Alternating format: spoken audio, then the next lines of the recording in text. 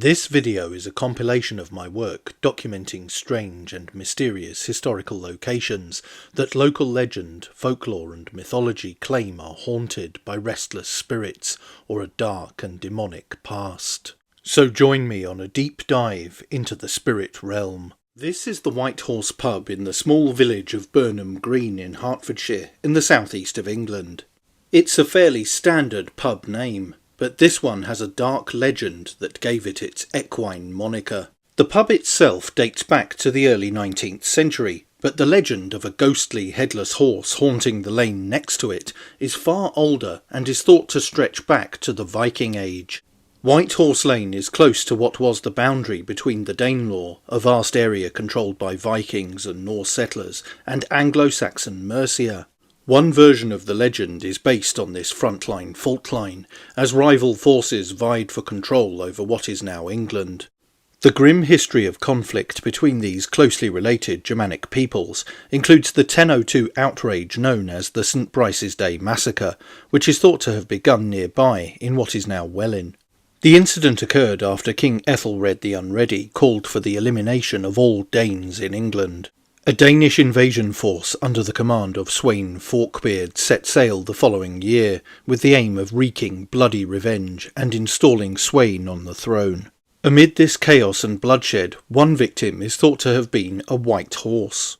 The tale seems to cite that this unfortunate animal lost its head in battle, and its spectral form now stalks the area. My own view is that this incident sounds like the recounting of a ritual, possibly a funereal event or a blot with a sacrificial element. Sweyn was baptised a Christian, but was born a pagan, and many of the old ways continued after these conversions. But I think the incident the legend recalls predates that period, and may relate to a horse sacrifice in a time before the Danes, or maybe even before the Anglo-Saxons were Christians. There is another version of the story too, which makes me believe that this tale has changed with the times and paradigms, and its true genesis is lost to us. The alternative explanation dates from the far more recent Civil War period. It was claimed that a royalist supporter called Farmer Pennyfather was decapitated by the parliamentary supporters, or Roundheads, and his head was put on a spike. The Roundheads were said to have tried to take the farmer's favourite horse, but it would not leave his remains. As a result, the animal suffered the same fate as its master, and has stalked the lane ever since. The myriad tales of alleged sightings of this ghostly steed are interesting, but perhaps not as much as the symbolism and potential explanations of the start of the legend itself. That said, to this day many people have claimed to have found the route intimidating and terrifying to traverse, especially at night. It was also claimed that, before the age of the car and when horse-drawn transport was the norm, they would refuse to walk the lane after dusk. Which story do you believe, and what do you think gave rise to the legend? I love long train journeys, watching the country just roll past the window, and one of the best things to do during these is to try to spot unusual historical shapes and features in the landscape. It was on one such trip, returning to London from Manchester, that I saw something spectacular. And it wasn't Macclesfield Station, although it was very close to it. No, the object in question turned out to be the Bosley Cloud, part of an ancient ritual site on the border between Cheshire and Staffordshire. The cloud itself is a 1,200-foot hill that dominates the landscape and is visible for miles around. The name is thought to derive from the Old English clwyd or clod, meaning a mass of stone. The hill is located near the village of Timbersbrook, close to Congleton in Cheshire, and may have been a strategic lookout point or hill fort used by ancient peoples due to its commanding views over the surrounding countryside. Close by also are a selection of standing stones or menhirs. The most significant group of these are known as the Bridestones. The Bridestones consist of a Neolithic chambered long barrow dating back to approximately 3500 to 2400 BC. The Stone Age remains include a stone chamber made up of large upright megaliths which form a passage and burial chambers. The stones that remain today are likely only a small part of the original monument. The site most likely served as a communal burial place during the Neolithic period. Archaeological excavations have revealed bones, pottery and other artefacts. Both the Cloud and Bridestones have a weight of folkloric tales associated with them.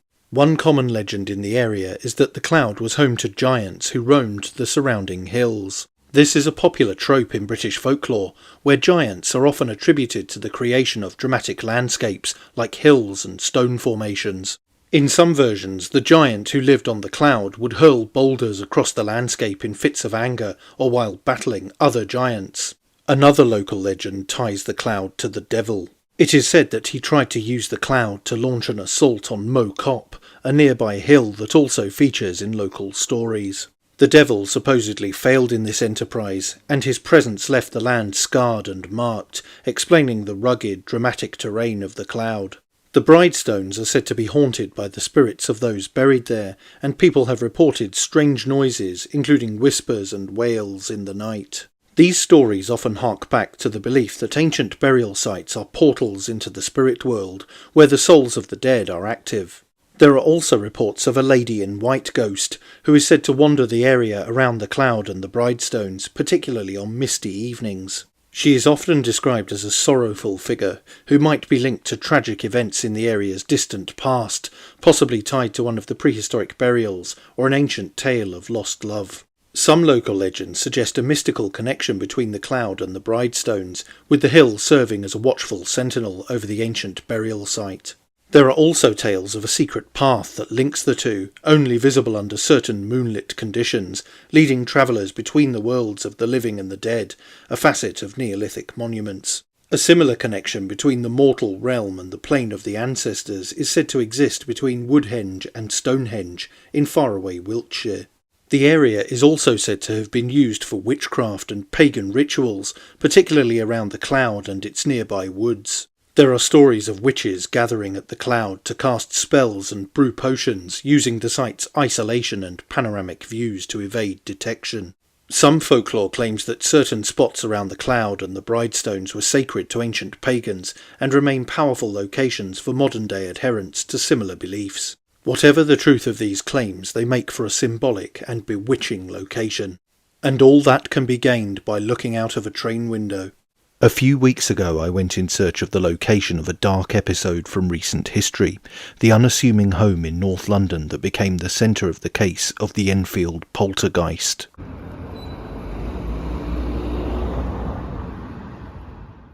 I actually grew up fairly close to the site in Brimsdown, but only became aware of it in recent years. As it is that time of year, I thought I'd post a video on my fairly amateurish investigation and the history of the case. So welcome to Green Street, where between 1977 and 1979 a perplexing tale of alleged demonic possession took place. The Enfield poltergeist case is one of the most famous and controversial paranormal incidents in recent history. Taking place in this suburb of London, the case involved a series of unexplained events and purported paranormal activity that captured the public's imagination and caused a media sensation, or perhaps that should be the other way around. Either way, this is the story of a case that has had far-reaching consequences and can be seen as a textbook example of the possession genre. In the late 1970s, this small house in Green Street became the epicentre of paranormal activity that would soon gain international attention.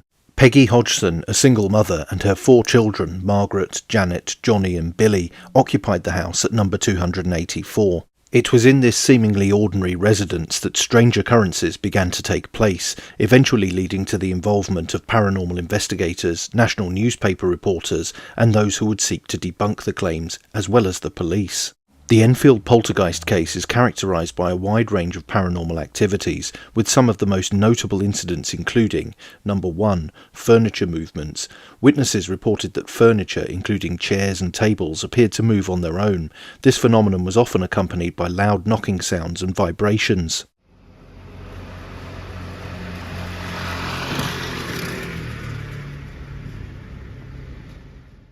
Number 2, levitating objects. Objects within the house were allegedly observed levitating or flying across rooms. These included toys, books and household items. Number 3, strange voices. One of the most unsettling aspects of the case was the children's claim that they were possessed by a spirit or entity that spoke through them. These voices were often described as deep and malevolent. Number 4, physical contact. Janet, the 11-year-old daughter, claimed to have been physically attacked by an unseen force, leaving her with bruises and scratches. Number 5, witness testimonies. The case garnered attention from concerned neighbours, police officers and journalists who reported witnessing some of these phenomena firsthand. Turning to the original investigation, the paranormal activities in the Hodgson home prompted the involvement of various investigators, notably Maurice Gross and Guy Lyon Playfair, members of the Society for Psychical Research, SPR, conducted extensive investigations over an 18-month period. They documented and recorded numerous incidents and conducted interviews with the family.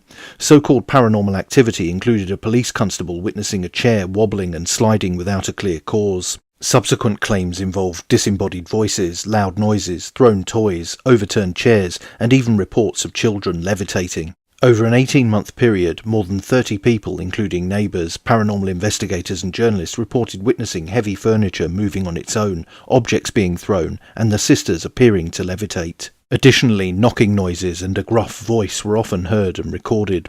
The story received extensive coverage in the Daily Mirror newspaper until reports ceased in 1979.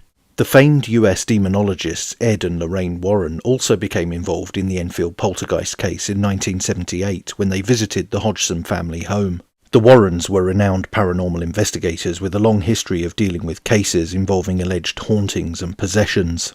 During their visit to the Enfield house, Ed and Lorraine Warren conducted investigations, interviews and observations of the alleged paranormal activities, which included levitating objects, mysterious noises, and the claimed possession of 11-year-old Janet Hodgson.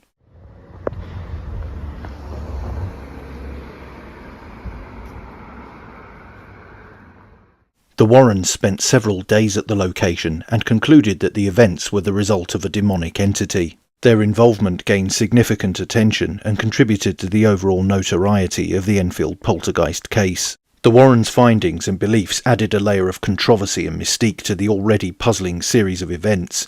While they were convinced of a supernatural explanation, the case remains a subject of debate among paranormal researchers and skeptics alike.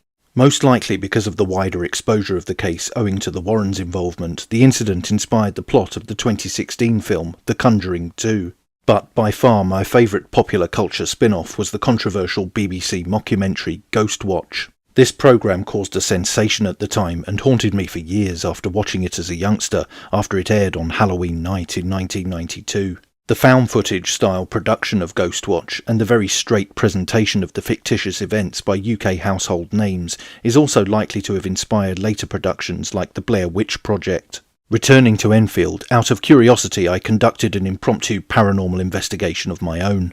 This included a rather inconclusive Ouija board session and a vaguely more interesting experiment with dowsing rods, which did cross when I walked towards the house. However, despite this, I remain a very interested skeptic. And there are other, more forceful doubters too. While many believed the Enfield poltergeist was genuine, critics pointed to several factors that raised doubts about the authenticity of the events. Some suggested that the children may have fabricated or exaggerated the incidents for attention or to escape from their difficult living situation. Others argued that the photographic and video evidence produced during the investigations was inconclusive and could easily be staged. It was also suggested that the Hodgson family might have experienced psychological stress due to their living conditions, which could have influenced their perceptions of paranormal events. My own theory, having recently rewatched The Exorcist, is that some of these claims are reminiscent of plot points in the film, which was released just a few years before the Enfield poltergeist incidents began. It was a cultural phenomenon, and I think it may have influenced some of the recollections and stories. But the Enfield poltergeist case remains a subject of debate and intrigue to this day. While believers in the paranormal point to the extensive documentation and the credible witnesses involved, skeptics argued that the evidence lacks definitive proof of supernatural phenomena.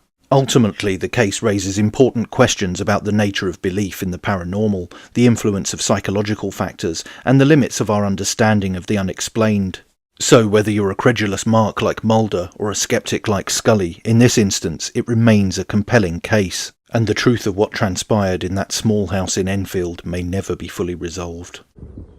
Well, I'm somewhat out of breath. I finally arrived at the ruin of Minsden Chapel near Hitchin in Hertfordshire, but it's involved a very long walk across a field. I've been looking for it for about an hour and a half, but finally there it is.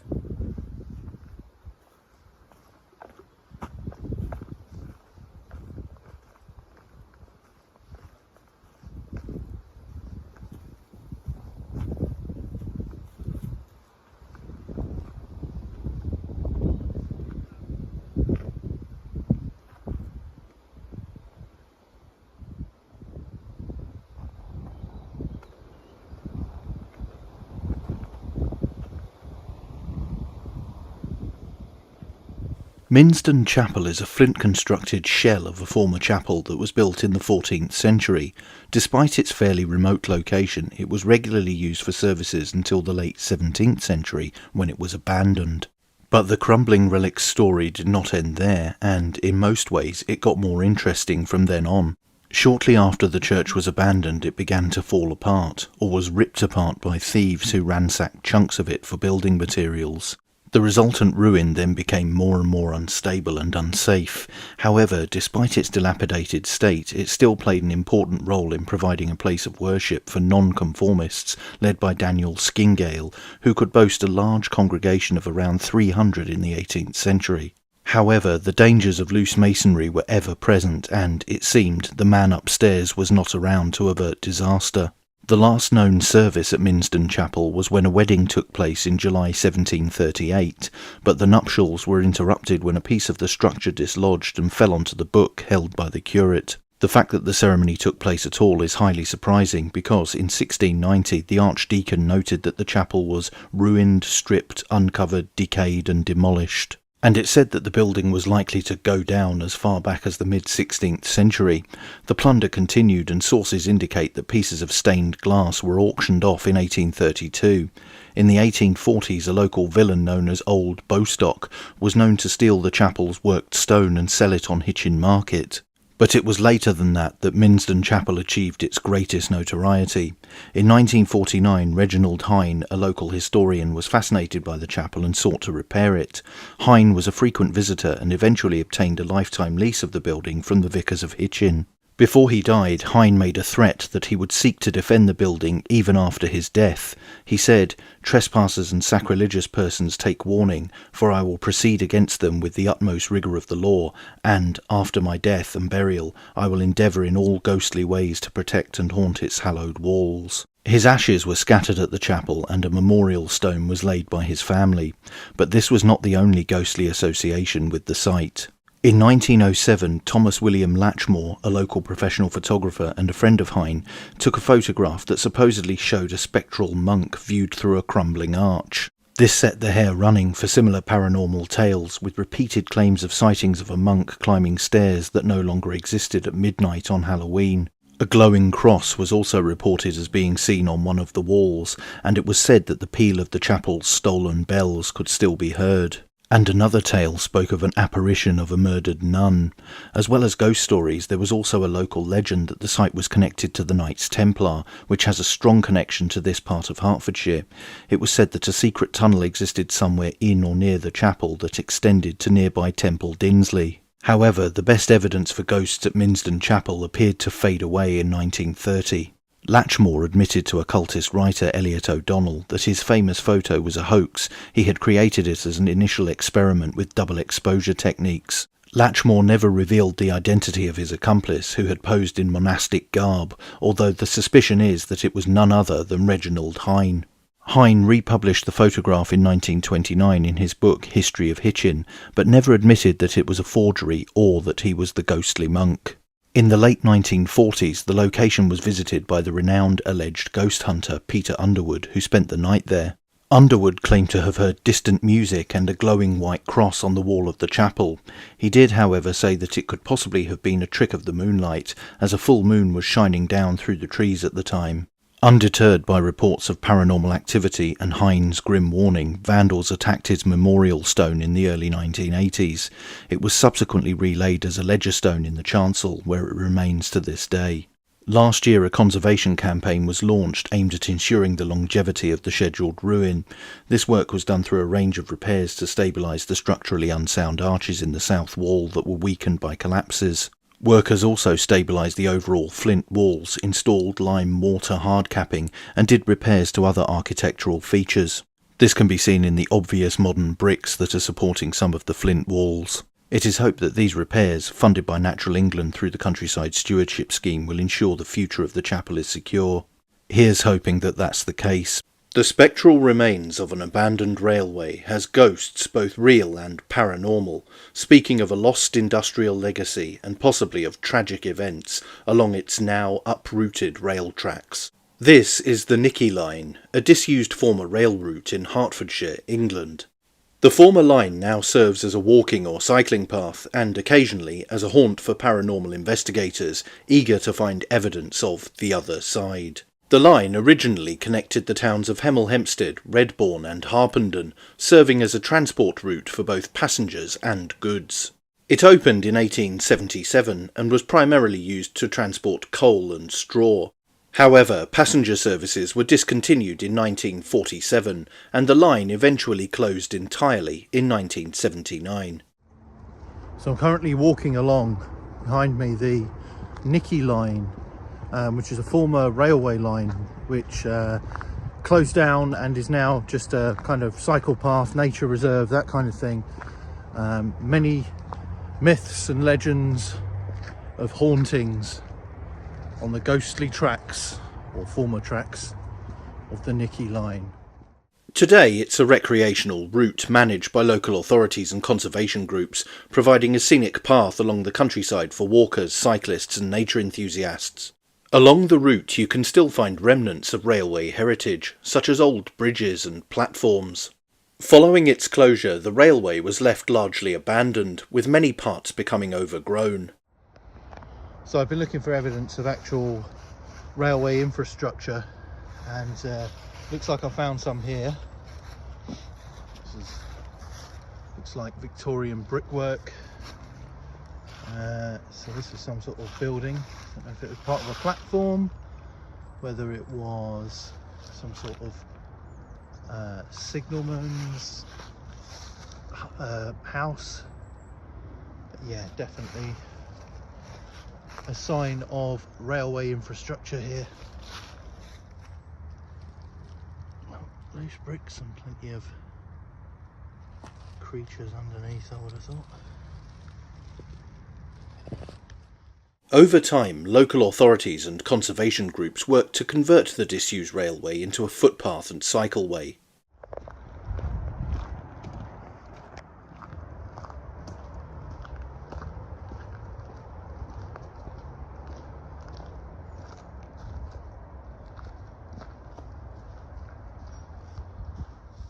Today it's managed as a recreational route, offering a peaceful trail through the Hertfordshire countryside, with some historical features on show along the route.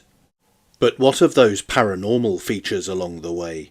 Well, a number of ghostly encounters have been reported. These include the spectre of a man who self-deleted from a tree along the line. A crying baby has also been attested to, said to have been from a ghostly child who perished after being thrown from a bridge. In a glimpse of the grinding poverty of some during Britain's industrial boom, the apparitions of people who met their end when a train crashed into a makeshift shantytown-like settlement close to the tracks are said to haunt the route also. And the ghosts of 3 children said to have lost their lives while playing near the tracks are also said to maintain a vigil along the route. So I'm just crossing now what would have been a railway bridge. This would have been the tracks that I'm walking on now. There's the road underneath.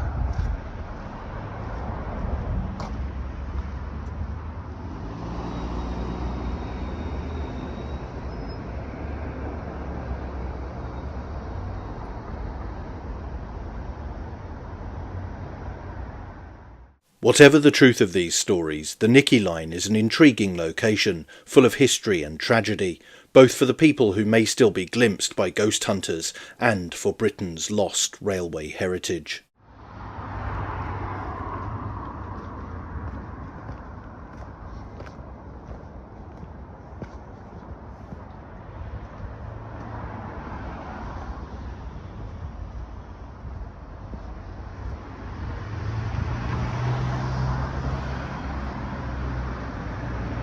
A fairly bleak and slightly scruffy but fine village in the south of England hides something extraordinary. From the optimistically large car park you walk round to traverse a slightly treacherous, especially after it's been raining, chalk ridge. Then you see a church-like angular facade that offers a tantalising glimpse of what is to come.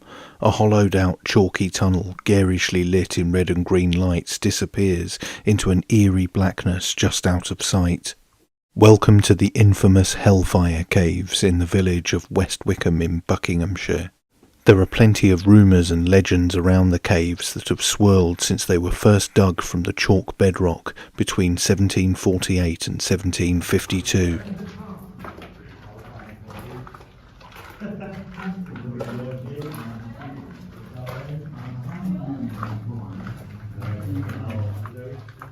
So let's submerge into the depths of the earth and history itself as we explore the Hellfire Caves. Around 100 men were employed in excavating the caves under the orders of the landowner Sir Francis Dashwood, the 11th Baron Le Despencer. They were mainly farm workers who had no work as a result of a succession of harvest failures in 1748, 49 and 50. They were paid a shilling a day, which was apparently sufficient to support a family at the time. The chalk from the caves was used to build a new main road from West Wickham to High Wycombe, 3 miles away. This road was finished in 1752 and an obelisk was erected to record the event. It still stands at the junction of the Oxford and Aylesbury roads. But what were the caves actually used for?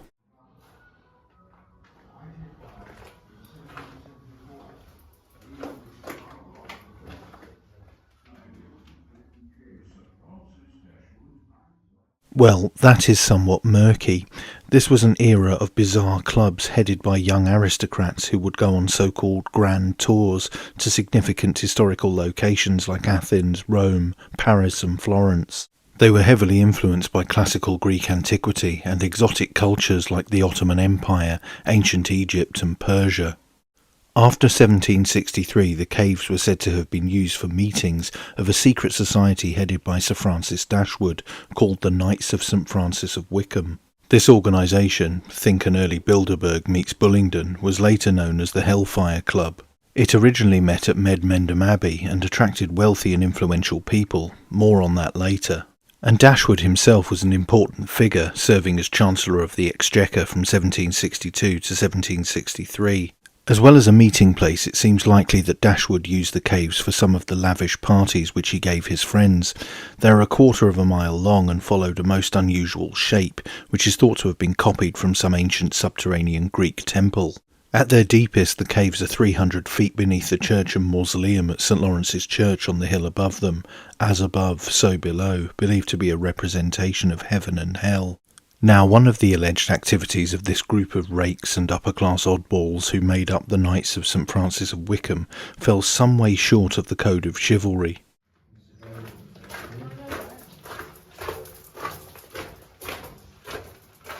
They were said to have hired, how shall I put this to maintain the monetizational and algorithmic integrity of this video, ladies of the night, evening women, femme de la nuit.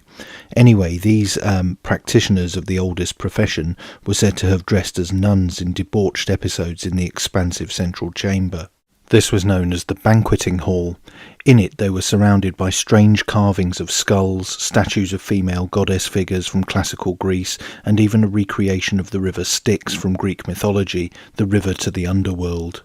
Members of the Hellfire Club wore white flowing robes and adopted religious titles like abbot. They wore masks and a badge with the club's motto, Libertate Amicatiae Sac, sacred to liberty and friendship. Although another motto would also be attributed to the club, Fais ce que tu voudrais, do what thou wilt, a phrase that would later be adopted by the infamous occultist Aleister Crowley. No one really knows exactly what took place at these meetings, which were kept highly secret, but they could have included pagan practices, occult rituals, and even black magic and devil worship. The official guidebook rather glosses over some of the more lurid tales of debauchery, but the author, one Sir Francis Dashwood, 11th Baronet of West Wickham, a descendant of the cave's builder, is either sticking scrupulously to the verifiable facts, or perhaps seeking to defend the family name.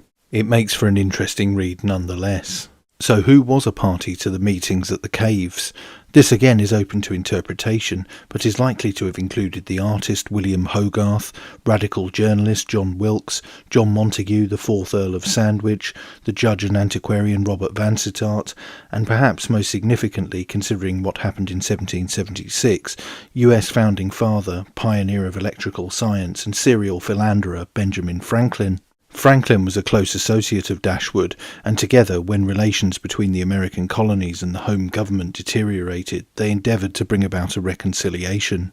Franklin, who visited the caves on a number of occasions, had hoped that America would develop within the British Empire and by its growth become the centre of the empire without struggle or bloody revolution. In 1770 the pair drew up a plan of reconciliation as an attempt to find a basis for compromise which might avert any open conflict towards independence. The plan was ultimately unsuccessful, and the rest, as they say, is history. But was the seed of the independence movement born in the Hellfire Club meetings and banquets in these caves?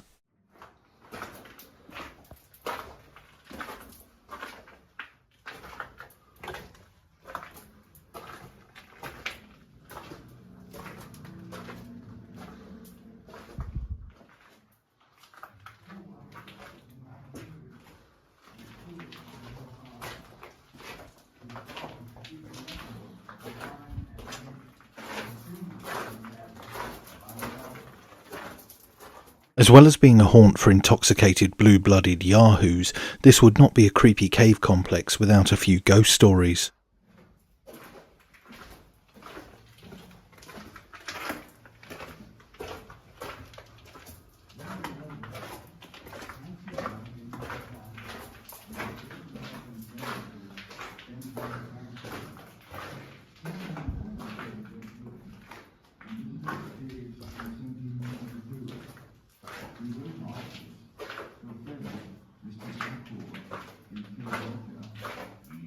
In fact, one of the alleged apparitions was said to have been a deceased aforementioned blue-blooded Yahoo. The ethereal spectre of Paul Whitehead, who died in 1774, is said to stalk the chiselled-out depths of West Wickham. Whitehead was the steward of the notorious Hellfire Club. On his death, the loyal retainer left £50 to Sir Francis Dashwood for the purchase of an urn to be deposited in the Dashwood Mausoleum, which sits atop the hill close to the caves, so that his heart could be placed inside and remain with the Dashwoods forever.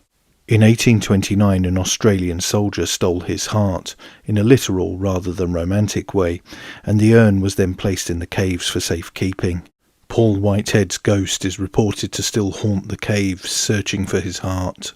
Another restless spirit, known as the White Lady, is said to accompany Whitehead in the labyrinthine warren of tunnels. Tradition holds that Suki was a servant girl in the 19th century who worked at the George and Dragon, a tavern in West Wickham village. She rejected the advances of 3 local village boys as she had her sights set on becoming the bride of an aristocrat. One day a wealthy young man paid a visit to the inn, and Suki, seeing him as her prospective bridegroom, set about ensnaring him. This angered the local boys, who hatched a plan to teach her a lesson.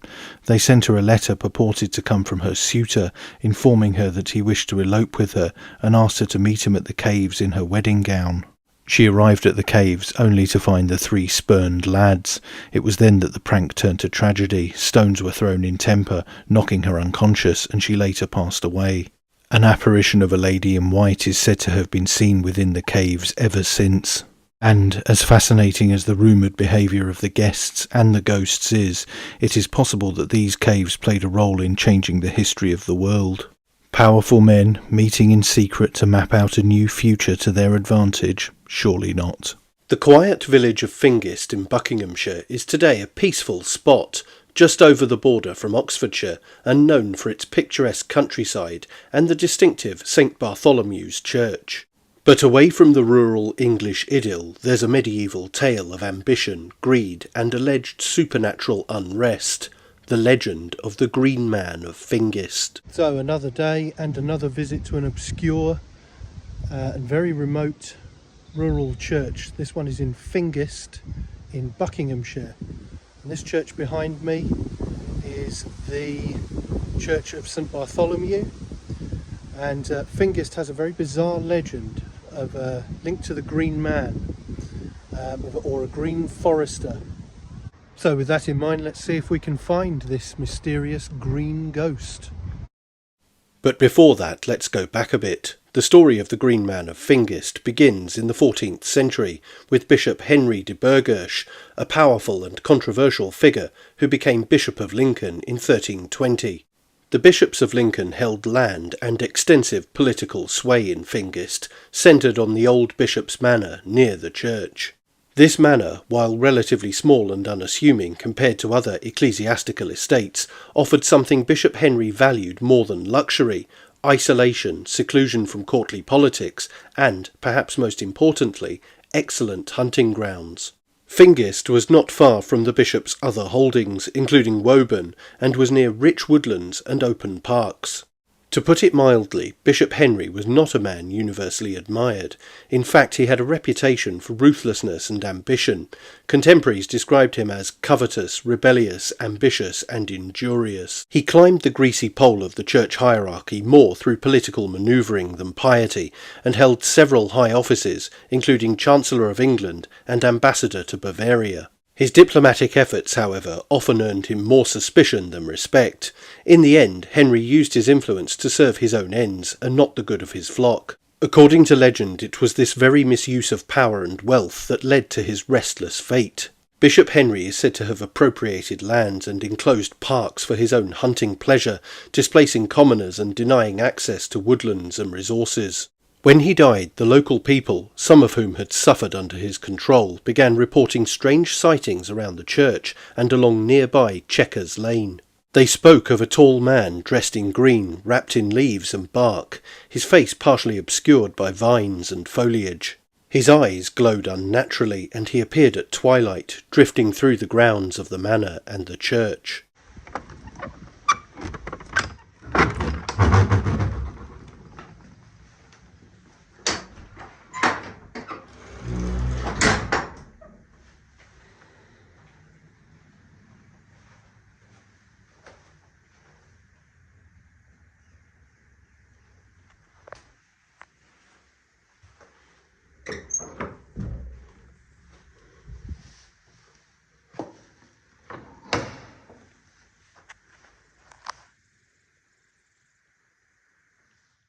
Some claimed he muttered to himself, others that he pleaded with invisible figures.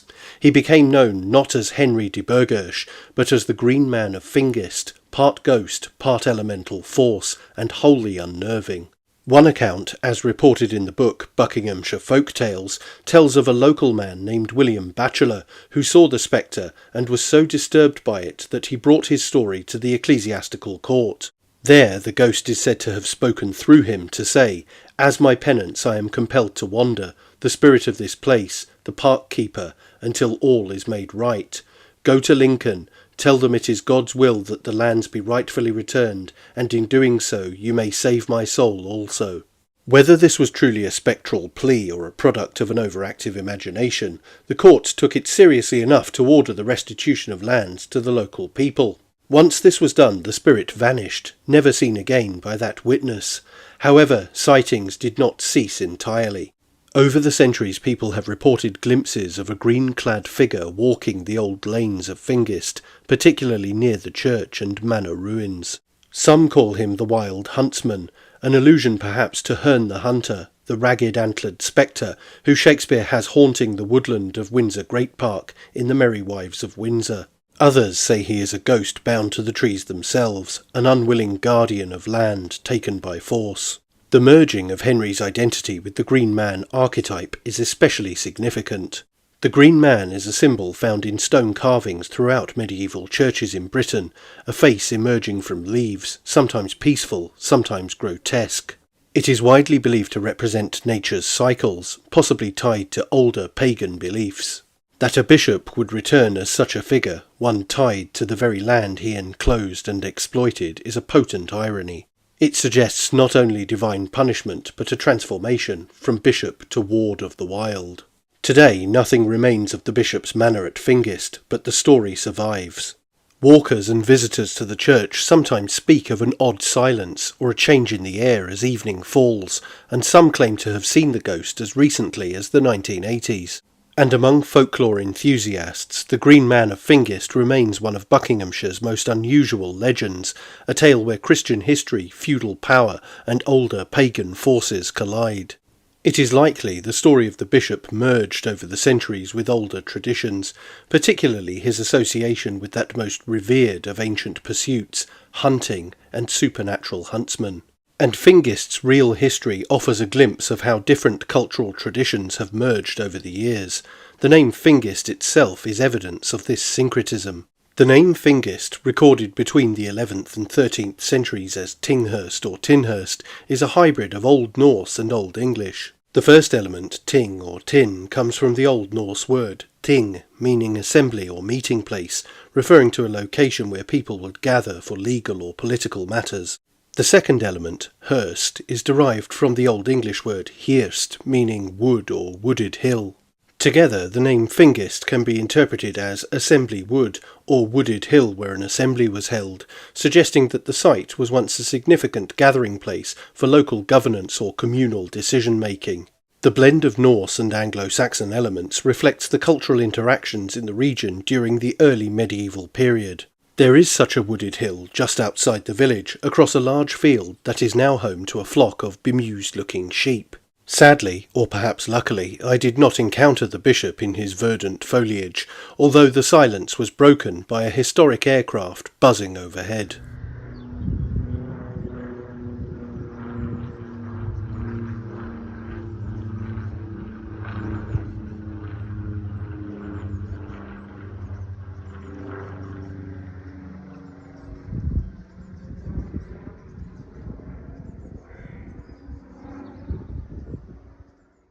The village is undoubtedly beautiful, but it does give you a sense of eerie isolation, as mobile reception is virtually non-existent, and there is a quietness that is often punctuated by the mocking of carrion birds. It is perhaps this folk horror aesthetic which attracted the producers of the camp British detective series Midsummer Murders, who used the village pub, the Chequers, as a filming location on 3 separate occasions. More broadly, the Green Man of Fingist remains a fascinating tale that, while unlikely to be true, tells us much about how older mythology and folklore can become entwined with real history to throw up these enduring legends. Deep in the remote wooded vale of Bick's Bottom in Oxfordshire, the ruin of Bick's Old Church, officially known as the medieval Church of St. James, exists in eerie silence, occasionally punctuated by the sounds of nature, surrounded by trees and fields beyond. The roofless and partially collapsed relic has many stories to tell. Not only about the march of change and dissolution of English village life, but about darker myths that have grown around this place, like the plants and creepers that threaten to engulf its stone walls. With its medieval origins, secluded setting, and associations with witchcraft, folklore and folk horror cinema, Bick's Old Church has become a spooky and unnerving place. It's a place of history, for sure, but also one where the swirling and menacing presence of something supernatural could linger. Long before the Normans laid the first stones that made up this once Christian site, this part of Oxfordshire was inhabited, more than it is now, actually. The area around Bick's Bottom has been settled for at least 1600 years, and archaeological discoveries, including a Roman farmhouse nearby, point to continuous occupation since antiquity. The first record of the place name Bix comes from the Anglo-Saxon period, and its etymology is uncertain. Some propose it derives from a name for an evergreen box shrub, or from an Old English word meaning to vow. A Saxon settlement likely occupied the ridge above the valley long before Christianity returned, following a hiatus after the Romans left and Woden and Thunor, Odin and Thor to the Norse, reigned supreme for a time. The road that runs beside Bick's Old Church is thought to be very ancient and possibly one of the earliest in the area. It was sometimes known as the Summer Route. Part of the ancient trackway known as Grimm's Ditch has also been discovered nearby. The original Norman church, constructed around 1100 to 1200 AD, was a modest but significant structure. It bore the simplicity of its time, with thick stone walls, narrow windows and round arches. Over the centuries Gothic additions were made, with pointed arches that once held long since departed glass windows. The church gradually expanded to accommodate a growing local population, reaching a peak in the early 19th century when the small community had grown, partly due to new roads and the rising population of Bick's brand. But the move towards modernity began to pull people away.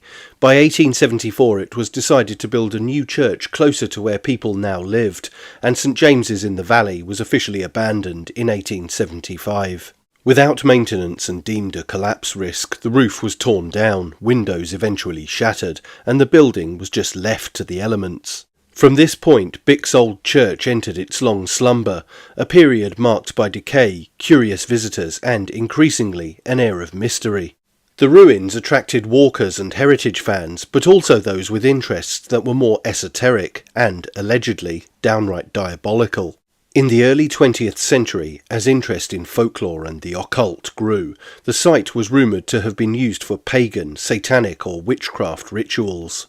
The church's seclusion made it the perfect setting for clandestine gatherings, and some speculated that its alleged alignment along ancient ley lines lent the place an unusual energy. These ley lines are a particularly potent aspect of the church's folk mystique. According to proponents of earth energy theory and landscape mysticism, Bick's old church sits on a powerful alignment of spiritual significance that stretches across the southern English landscape. This particular line is said to pass through an ancient earthwork in Chesham and the Norman ruins of Berkhamsted Castle in Hertfordshire, and have associations with faraway Glastonbury, one of the most mythic sites in Britain. This alignment forms part of a broader geomantic tradition, suggesting a hidden network of prehistoric energy currents embedded in the land, linking key sites of spiritual and historical resonance. Some have claimed that the siting of the original Norman church was no accident. In this view, early Christian builders deliberately positioned churches on top of older pagan places of worship, an attempt to co-opt older energies and assert religious dominance. The fact that Bick's old church rests in a bowl-like depression in the landscape, hidden from view and wrapped in a woodland grove, only adds to the sense that the site was always intended to be a conduit between worlds, the material and the unseen. The church's reputation as a place of dark power was only strengthened by its use in British folk horror cinema. Most notably, it served as a filming location for The Blood on Satan's Claw in 1971, a cult classic of the folk horror genre. Set in a fictional 17th century village, the film follows a group of youths who fall under the influence of a demonic presence discovered in the countryside and tilled up from the earth. The crumbling church plays a powerful role in the film, embodying the collapse of religious order and the return of pre-Christian chaotic forces. Its use in the film has helped fix Bick's old church in the imagination of those who know it as a place of malevolent energy. Over the decades, numerous visitors have reported eerie experiences, sensations of being watched, sudden drops in temperature, fleeting shadows between the trees. Some have also claimed to hear whispering voices and other unnerving sounds. These accounts have contributed to the site's aura of the uncanny. There are darker rumours still of animal remains found in the 1960s and 70s, of crude altars built using the ruins, and of occult symbols carved into the stone. Whether these were the remnants of genuine ritual activity or the work of teenage horror tourists is unclear, but in either case they reinforce the church's status as a locus of rural unease, when, genre-wise, that kind of thing was all the rage, as it is again now. But the story of Bick's old church does not end with decay and collapse. In recent years it has become the focus of renewed interest, not from would-be occultists, but from Christian observers and conservationists looking to save the building's soul. Perhaps in a tacit attempt to wrest the site from the real or perceived forces of darkness and reclaim it as a sacred space, the Bix and Assendham Parish Council, with support from Historic England and the National Lottery Heritage Fund, initiated a restoration project. And it did not end with the shoring up of the crumbling walls. The surrounding vegetation was cleared and interpretive signs installed, offering visitors historical context as well as architectural insights. The information board now displayed on site notes the medieval features still visible, from Norman window arches to a 14th century chancel wall. It also details the reintroduction of Christian services at the site. Open-air worship and community gatherings have taken place within the ruins, bringing new spiritual life to a place long associated with abandonment and decline. This reclamation is clearly something more than symbolic. In the landscape of folk horror, the decaying church is often a metaphor for the failure of Christian order in the face of older, wilder forces. By reintroducing regular worship and community presence, the people of Bix have, in effect, challenged that narrative, a narrative they were apparently none too pleased with. But despite this newfound role, Bix Old Church feels like a liminal and creepy place. So I had an oddly disturbed feeling about coming here. I don't know why. I think it's because I just recently watched the blood on Satan's claw, and now I'm standing in where some of the most horrific scenes from that were filmed. But yeah, I had a sort of sense of trepidation and dread, really, which I've not normally had, and I've visited a lot of sites that have quite gruesome history, a gruesome real history as well, not one from a fictional folk horror film. But then I walked into this part of the church. Sorry, my churchill geography is probably not as good as it should be. And yeah, this is a particularly oppressive little space, even though obviously it's open to the air and there are windows which there are no glass in. This small little part feels quite claustrophobic and strange. It's an odd feeling. I can't really describe it. But yeah, interesting place to visit. I even used an app called GhostTube to see if I was not alone. I'm not sure how successful an app would be in detecting undead spectres, but here are the results anyway.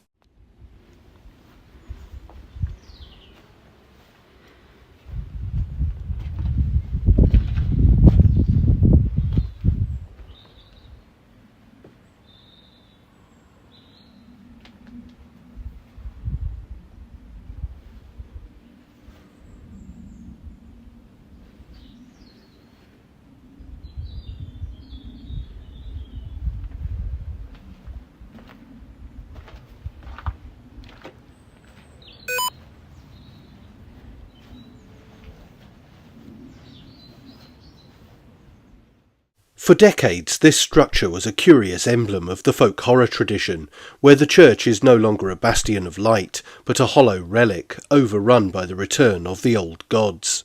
And as you can see, it's certainly taken a battering down the centuries. But it is now a spiritual battleground between the old ways and more organised and orthodox faith practices. It is a powerful place, secluded, eerie, and fascinating. And it is well worth a visit, despite, or perhaps because of, it being well off the beaten track. The English seaside town of Brighton is a lively place of revelry, excess and the odd scandal, and it was ever thus. In this video we embark on a journey to explore the mysteries and secrets of the Royal Pavilion on England's south coast. Built as a royal seaside retreat, the exotic-looking palace has more than a passing resemblance to the Taj Mahal. So welcome to Brighton on the south coast of England, where I'm going to be looking at the English Taj Mahal.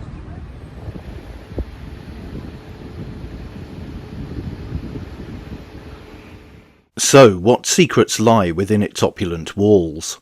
The story of the Royal Pavilion dates back to the 19th century and to Prince George, who became the Prince Regent in 1811, and King George IV in 1820.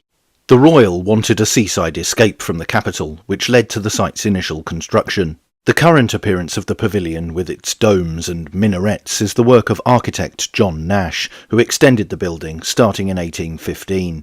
The pavilion is noted for its distinctive Indo-Islamic architecture, inspired by Nash's travels, and is a unique addition to the landscape. But why was such an exotic style chosen for this royal retreat? A fad for all things Eastern at the time influenced the design of the pavilion, blending elements of Chinese, Indian and Islamic architecture. But beyond its stunning facade, the Royal Pavilion witnessed several scandals during its heyday. One of the most notorious figures associated with the pavilion was Maria Fitzherbert, the King's secret Catholic wife. Despite convention and laws of succession forbidding the marriage, the couple engaged vows in secret and would spend time together at the pavilion. The couple had a furtive and complex relationship, with their secret marriage taking place in 1785. The relationship was covered up but remained a subject of gossip.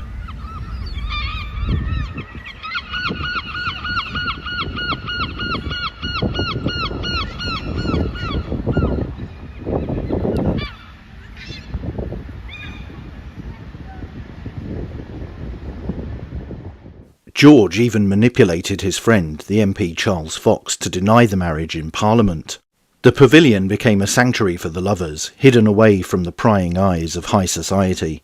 Further secrets tell of a network of hidden tunnels beneath the royal pavilion, fueling speculation about their purpose and origin. Some believe these tunnels provided secret passages for the royals to escape unwanted attention, while others say they served as passages for staff and servants. And it was not just a scandalous prince that haunted the pavilion, although his alleged spectre is still said to walk around his lavish former bolt hole. With its rich history, it is no surprise that the Royal Pavilion has other ghostly tales associated with it. From phantom footsteps to eerie apparitions, there are stories of paranormal encounters abound. There is one notable tale of the ghost of an older-looking grey lady who is said to have been seen in the Royal Pavilion, flitting around and examining banqueting tables. The location was also used as a hospital during the First World War for injured Indian soldiers. As we recount the Royal Pavilion's past, we are reminded that beneath its fascinating architecture lies a web of lies, secrets, scandals and mysteries. From George's time to now, this extraordinary place continues to enchant visitors, offering a glimpse into a bygone era of opulence filled with flamboyance and intrigue. But that's it for this video. Don't forget to like, share and most importantly subscribe. And you can also support the channel on Subscribestar via the link in the description or via YouTube Super Thanks. Thanks for watching. Bye for now.